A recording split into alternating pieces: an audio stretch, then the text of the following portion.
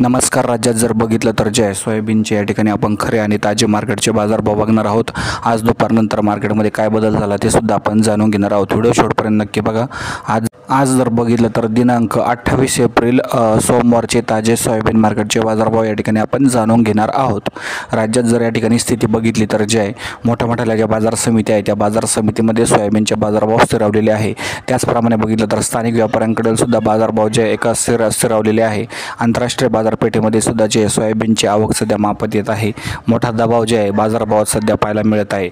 एकंदरीत जर बघितलं तर नगर जिल्ह्यामध्ये जे आपल्याला या ठिकाणी बाजारभाव आज 3700ला ओपन झालेले आहे. सरासरी 4100ला ओपन झालेले आहे. तर जास्तीत जास्त 4500ला या ठिकाणी बाजारभाव ओपन झालेले आहे. यानंतर बीडमध्ये बघितलं तर जास्तीत जास्त 4500, सरासरी 3900, छत्रपती संभाजीनगरमध्ये 3800 ते 4600, यानंतर लातूरमध्ये 3900 ते 4600, नांदेडमध्ये 3800 ते 4600, नाशिकमध्ये 4600 रुपये.